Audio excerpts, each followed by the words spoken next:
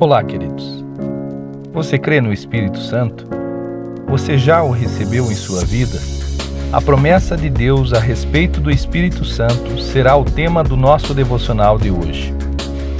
Entre outras coisas, a palavra de Deus diz que o Espírito Santo é o Consolador, o Guia, o Professor, aquele que capacita e o selo que garantirá nossa entrada nos céus. Isso significa muito. Há muita diferença entre o estilo de vida de quem já o recebeu e o estilo de vida de quem ainda o conhece só de ouvir falar. Uma das promessas mais conhecidas a respeito do Espírito Santo está no livro de Joel, ainda no Antigo Testamento.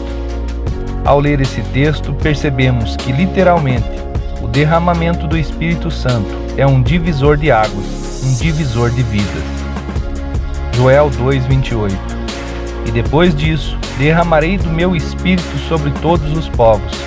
Os seus filhos e as suas filhas profetizarão. Os velhos terão sonhos, os jovens terão visões. Até sobre os servos e as servas derramarei do meu Espírito naqueles dias. Jesus falou muito sobre o Espírito Santo. Renovou esta promessa, criou expectativas em seus discípulos e os orientou a respeito dele. Na fala de Jesus, o Espírito Santo não era uma possibilidade e sim uma realidade. Não era uma sugestão, era uma necessidade. Nós precisamos dele. João 16, versículo 7. Mas eu lhes afirmo que é para o bem de vocês que eu vou. Se eu não for, o conselheiro não virá para vocês, mas se eu for, eu o enviarei. Quando ele vier, convencerá o mundo do pecado, da justiça e do juízo. Muitos ainda leem as Escrituras como se essa promessa estivesse longe de se cumprir. Porém, ela é uma realidade. O Espírito Santo está disponível a todos aqueles que creem e que o desejam receber. João 16, versículo 13.